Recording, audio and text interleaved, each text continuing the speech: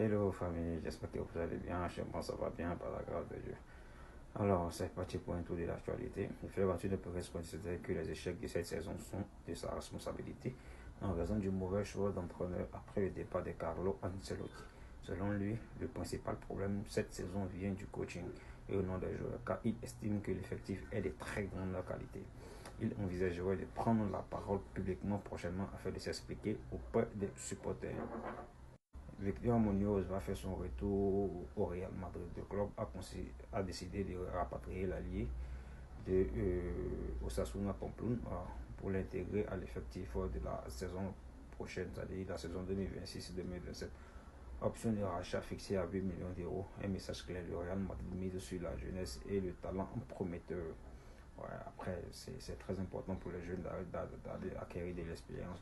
Pourquoi pas revenir à la maison, mais ces expériences à la contribution du collectif du Real Madrid. Victor Munez, il s'est vraiment développé au sens de Pamplona, notamment cette saison.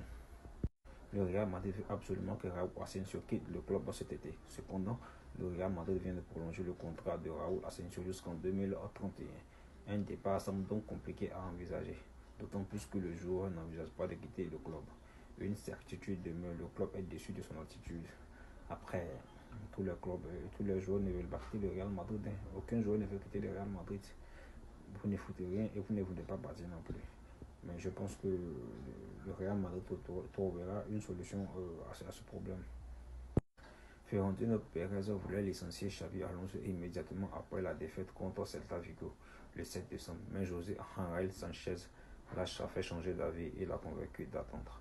Il a finalement été licencié en janvier, ce que Florentino Pérez considère aujourd'hui comme un mois perdu, estimant qu'il aurait dû être renvoyé plus tôt. Après, est-ce qu'il avait vraiment les clés du vestiaire? Est-ce qu'il avait vraiment la confiance du président? On va savoir, on va savoir. D'autant plus que Florentino Pérez, il a de la vieille école. Voilà. Tout qu'on fait, c'était voir l'échec même dès le départ où on ne te fait pas confiance. C'est vraiment compliqué en tout cas. Voilà, c'est vraiment compliqué. Et puis tu n'as pas le contrôle de ton vestiaire ou la direction prend partie des joueurs. C'est vraiment compliqué de travailler dans ce genre de conditions-là. Le Real Madrid a défini des critères pour son prochain entraîneur. Une expérience au plus haut niveau dans des clubs d'élite, un profil de champion et de gagnant, quelqu'un que le vestiaire sera obligé de respecter grâce à son pedigree. Voilà. Ce que je disais tantôt, Xabi Alonso n'avait pas d'expérience de très haut niveau. Voilà. Je dirais que Jürgen Klopp coche carrément toutes les cases de ces critères. Voilà. Et je vois bien que Klopp est au Real Madrid si nos dirigeants s'attellent à le faire venir en tout cas. Espérons qu'ils viennent mettre de l'ordre dans tout ce bazar. Nous avons une déclaration de Hansi Flick. J'ai vécu des moments avec le Bayern, mais le sentiment que j'ai maintenant est la meilleure période de ma carrière. Nous apprécions tout et ma famille aussi. J'aime le Barça et je sais que le rêve de tout le monde est de gagner la Ligue des Champions. Nous restons ensemble. Et l'année prochaine, nous essayerons encore et encore et encore. On va savoir est-ce qu'ils vont gagner cette Ligue des Champions. Pas sûr. Quand on laisse autant d'espace dans notre défense, vous pouvez marquer 10 buts devant et en concéder peut-être 12 derrière, c'est voir l'échec en tout cas. Voilà. S'ils veulent vraiment passer ce cap-là, il faudrait régler tous ces genres de problèmes du côté du FC Barcelone. Et comme vous le savez tous, Eden Militao est sorti sur blessure hier lors du match contre Alaves. Voilà. On n'est rien de grave pour Eden Militao. Après examen dans le vestiaire, aucune blessure ne serait à signaler. Une très bonne nouvelle pour le Real Madrid, d'autant plus qu'on sait que ce joueur il a enclin beaucoup de blessures depuis sa rupture de ligament croisé. Voilà, c'est un joueur qui est vraiment fragile, qui se blesse énormément. Et heureusement qu'il y a plus de peur que de mal. Bernardo Silva avait signé au Barça cet été. Voilà, après, Flick a demandé de l'expérience du côté du FC Barcelone, 2 ou 3 joueurs qui pourront apporter de l'expérience. Et je pense que Bernardo Silva pourra largement faire l'affaire, puisqu'il a joué sous les ordres de club, et pardon, de Pep.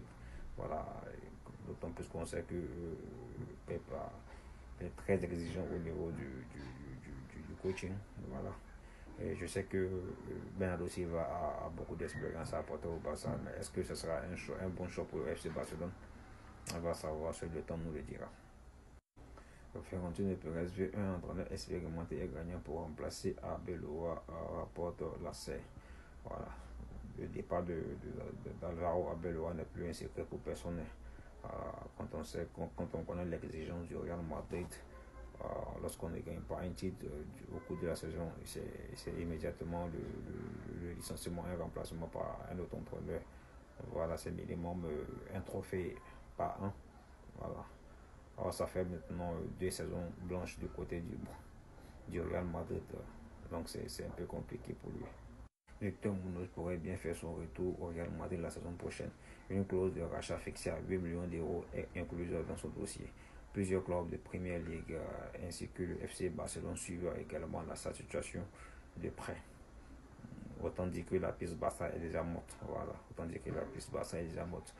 Quand on sait que le Real Madrid veut rapatrier le joueur, voilà, autant dire que la piste Barcelone est déjà morte. Et je ne pense pas que le joueur lui-même acceptera d'aller au Barça. L'intérêt de Barcelone a gardé Marcus Rashford après la fin de saison. Après la fin de son sort de prêt cet été, s'est raffermi, voilà, tel qu'il se présente. Cela aurait été causé par sa mauvaise performance contre l'Atlético de Madrid en Ligue des Champions. Après, lui aussi, il a beaucoup loupé lors de ce match. Voilà, il a extrêmement loupé. Je pense que si convertissait toutes ces occasions, le Barça peut-être serait en demi-finale. Mais bon, il n'est pas le seul responsable. Voilà, faut pas jeter tout sur le joueur.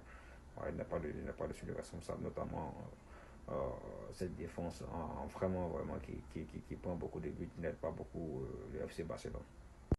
Le Barça a suivi de près Raphaël Leao en direct dans plusieurs matchs et bien que sa qualité soit reconnue, on a le sentiment qu'il manque d'intensité dans son travail défensif et dans la pression sur l'adversaire, une faiblesse qui ne correspond pas bien dans une équipe comme celle de Flick. Voilà, quand on sait que le Barça demande un pressing haut, voilà, toujours un pressing constant, voilà, quand on sait que les joueurs non plus ne défend pas énormément, c'est vraiment un vrai problème du côté du FC Barcelone. Est-ce qu'ils voudront l'acheter? Seul le temps nous le dira. Le FC Barcelone signera un dossard complet que si Koundé ou Baldé finissent par partir cet été, rapporte Mundo Deportivo. Et nous terminons cette revue d'actualité par cette déclaration de la CAN. La CAN 2027 pourrait être délocalisée en Afrique du Sud. Elle était initialement prévue en Ouganda, au Kenya et en Tanzanie, mais les travaux ont du retard. La CAF prépare un éventuel changement d'hôte et l'Afrique du Sud pourrait récupérer l'organisation de la compétition. Sur ce, on se dit à demain et à la paix de Dieu sur vous. Portez-vous bien.